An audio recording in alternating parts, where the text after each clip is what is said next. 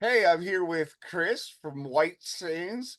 We've been talking quite some time back and forth about getting together, and they put out a bunch of music since then, and they have a new EP to talk about, which I'm very excited about. Chris, welcome to the show. Thanks. So, first, Glad to be here. it, it's it's great when we were talking before the interview. You were in the Atomic Tourist, one of the first surf bands we interviewed. Tell me what brought you into this project from there. I started with Phil Tiki, Atomic Tourist, which was uh, kind of a trad surf band, not kind of a trad surf band, mostly covers. We did a couple originals. And that band was around in different configurations for a couple years. And Phil, who was my partner in crime, he ended up having to move back to Las Vegas. I went through a bunch of different lineup changes, so many lineup changes that nobody from Atomic Tourist was still in the band anymore. And so I thought it was appropriate to change the name to White Sands. Plus, White Sands has a connection to New Mexico. We're from Albuquerque, and so it gave us a kind of a little bit of a regional thing. So, in a sense, I mean, White Sands is basically Atomic Tourist with a different name. It's just when Phil left a couple years ago, I kept the band going and basically felt like it was time to change the name at some point, which I'm glad I did. Oh, great, great. Musically, it sounds similar, but it's got a real deep feeling in it, a real warm feeling. Describe how you got that, being that reverb is so important to surf music. I guess I'm not. What do you mean? Not to be rude. What do you mean by warm? I'm just trying to Oh, better respond. it sounds almost like an analog recording. Oh, I see what you're saying. Well, you're talking about the EP. Yeah, yeah. Yeah. Well, we recorded it at Rio Grande Studios here in Albuquerque, and Rio Grande Studios is run by a really well-known engineer and producer named Kenny Riley. And Kenny Riley worked at, he comes from the analog rock world, and he worked at Electric Ladyland in New York. He's worked at the Power Station in New York. Wow. He's worked at a bunch of places like Sound City in LA. He's worked in Nashville. He's done, and he actually continues to do all sorts of work. But he kind of retired a number of years ago, and he moved out to Albuquerque, and he started the studio, which is really nice. It's not an analog studio, but it definitely is set up. It's routed that way, it's set up that way, it's recorded that way, but it's a digital recording, it's a digital studio. Um, but it really has a lot to do with Kenny, the room. Rio Grande Studios is I think it's like 150-year-old Adobe house Oh, wow. that, yeah, here in Albuquerque, kind of a traditional Hispanic New Mexico home, and it's got the ceiling with the vigas, the logs and everything, and so and the main recording room has all brick, and I think the control room has all brick, but it's in this really old Adobe house. And so, the rooms are large. There's a large room there, and it kind of he set it up because he's from that world. He kind of set it up like an old 70s recording studio. And you walk in there, everything's modern, all the equipment's modern, but it does kind of have this 70s vibe to it. Awesome. So, I think that's kind of I think Kenny Riley was the secret ingredient in terms of like sonically why it ended up, sounding that way. So, Okay. there's a lot of changes that in terms of feel, in terms of, whether or not a particular part is carrying the intention that you tried.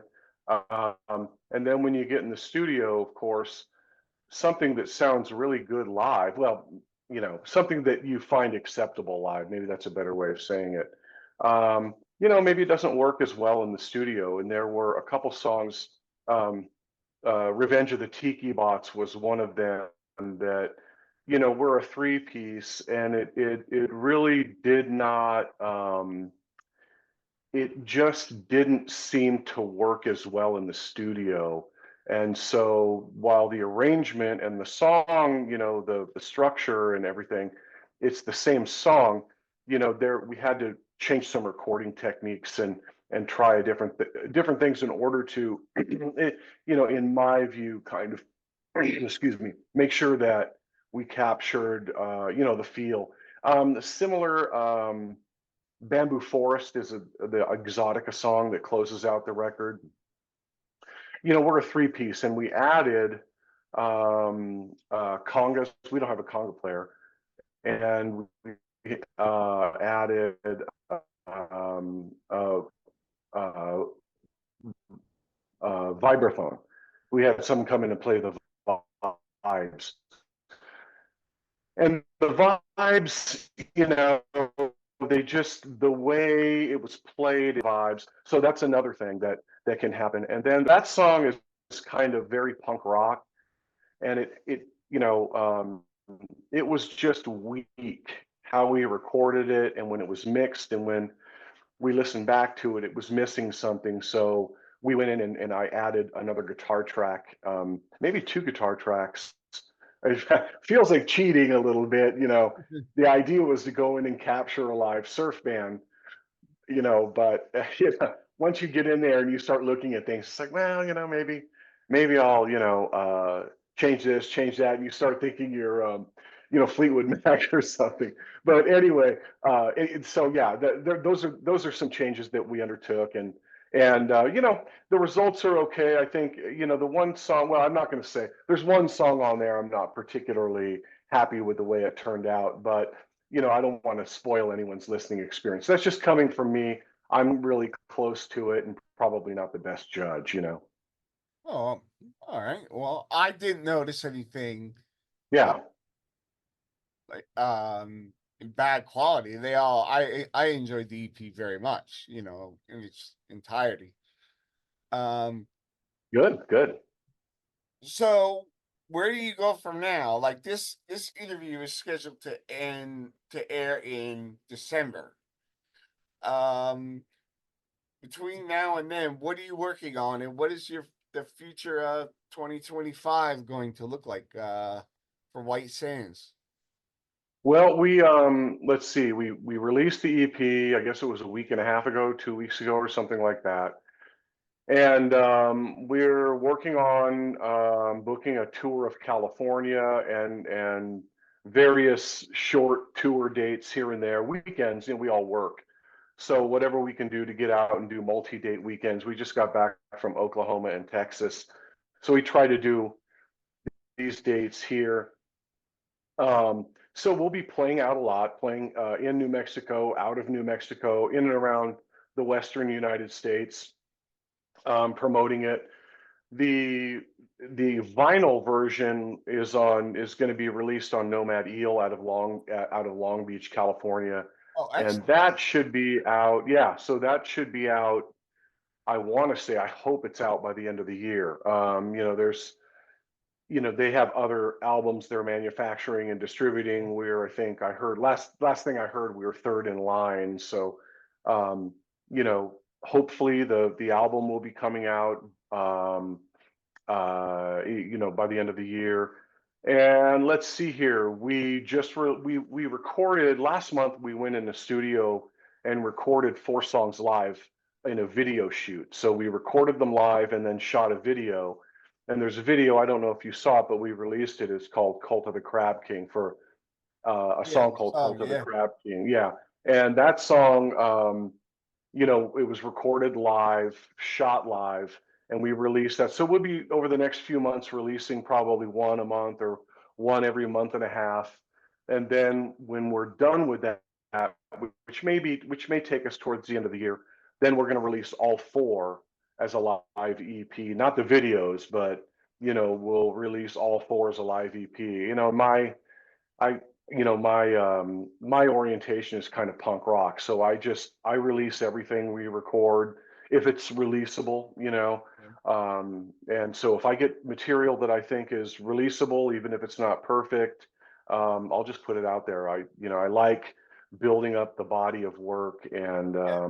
yeah, so it's just basically playing and promoting the record, releasing the videos, putting out the live EP, and then for 2025, I'd like to get to the East Coast if possible, Uh, somewhere, in the Midwest, Chicago, Indiana, maybe play some Tiki events. So that's kind of a hope. We'll see how that works out. It's always booking. There's a lot of competition, to get on these different surf festivals and so on and so forth. And maybe, pitch the big Tiki dude on having us at Surf Guitar 101. The we played the Huntington Beach series, but it would be nice to get to Long Beach and play the festival, and maybe another couple dates around that. So you should come to Philadelphia. I'd come and see you. yeah, well, that we'd like to for sure. Our bass player lives in, or the first bass player for Atomic Tourist, I should say, Dylan. He lives in he lives in Philadelphia now, and he's in a band called School Drugs. I think School Drugs is out of New Jersey, but they're a hardcore band. But anyways, he and his wife live in Philadelphia now. Cool. Cool. Well, before we go, I want to give you a chance to say anything that I may have forgot to mention or ask about, and then maybe ask me a question. Yeah, well, um, how did you start this channel? What made you start it? Um, well, I'm the only one in my family, like my between my wife and kids, who's like really obsessive about music, and I just wanted to talk about music. And when COVID hit, um, I needed to do something to keep myself busy. So I set a goal. I wanted to. I'm sure you know the band All, right? Oh, of course, yeah, totally. Yeah. So my goal was to get all of the singers for All, because they're my favorite band, uh, Yeah. and I got them all. They're on the Oh, channel, cool. um, and they're all super cool guys, and really like what you get is what you see. I got to meet, after the interview, Dave said, "Hey, my new band's playing in Harrisburg," and I said, "Oh, I want to come and see you." So I got to go meet him and everything, and Cool. yeah, man, they were just, that's how I got started. And talking to Chad, Scott, and Dave was really, really inspiring. So I decided to kind of find out where my place was, and surf music seemed to be the place. Yeah, yeah. I'm originally from Southern California, so you know and I grew up. I was a punk kid in the '80s, so I was sort of not not I was involved. I was in bands and stuff, nothing major, but I was involved at that time when hardcore was alive and kicking in its first incarnation in Southern California, and Yeah. I remember the Descendants all coming out and buying that brand new, Yeah. and then all the record coming out, and that whole thing was kind of an interesting, and the whole influence of Black Flag on that band, Bill Yeah. Stevenson's time and Black Flag, and how that, it radically changed the way the Descendants sounded. I mean, all sounds kind of like a poppier version of like Slip It In or My War, Yeah. Yeah. very much took that, and it was cool to see all that happen in real time. And then I bought the All record when it came out, because I think All I think that was the first record that came out after Milo ended up I think Milo ended up uh taking a job somewhere or something like that, and he couldn't do the band anymore. But that's interesting. And just as a side note, I was in a band called Spiderworks, which was a band out of Southern California.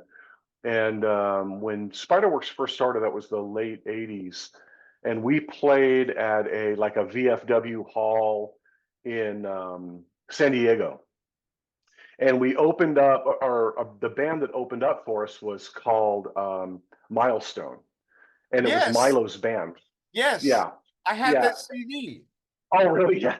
Yeah, that was like he had just started the band. I think it was, you know what it was? He left the Descendants to go to UCSD is what it was. Now that I remember, because I remember when we were loading in, they were loading in, we were just talking, and I was a Descendants fan, and we were just talking, and I said, it's like, hey man, what happened? You know, what are you doing? He's all, I'm going to school down here, and he had this band, and they played, they were good, But anyways, this is a kind of an interesting side note. So Just Like Them is on there, but that song Gut Reaction. I was like, oh man, that was a good one. Yeah. Oh, yeah, for sure, for sure. Yeah, yeah. And I mean, this is you could edit this stuff out too, if you wanted. But I had this production company called Stand as One, which was really just my little punk rock thing that I would put shows on. We did Vicious Circle from Australia. This is when I was in high school. Um, we we were the first. Well, I was the first person to bring Youth of Today out to California. Ah, They yes. came out and they played a benefit. Youth of Today, some of these early bands like Instead. Well, 7 Seconds. I brought 7 Seconds out. 7 Seconds played Necros. We were bringing all kinds of bands out. I was very much involved in that kind of underground anarchist network of kind of guerrilla promoters that kind of did it on their own. And we would rent out halls, or even we would put shows on in the backyard. But we did all kinds of stuff, and including my own band, which was Twisted, a hardcore band, kind of touring up and down the coast and playing in San Francisco, LA, and San Diego, Mexico, all that other stuff. But yeah, it was an interesting time. And That's yeah, and White Sands, in my view, is very much in that vein. It's just that, the bookings are, it's not as punk rock as it used to be, and there are some bands uh, that kind of have punk ethos here and there you run into, but we run our band like a punk rock band, basically. awesome. Awesome. Well, thank you so much, Chris. I'm Yeah. really glad we finally got together, and I really enjoyed the EP, everybody. The link is in the description for their Bandcamp page where you can get it and look for a review soon.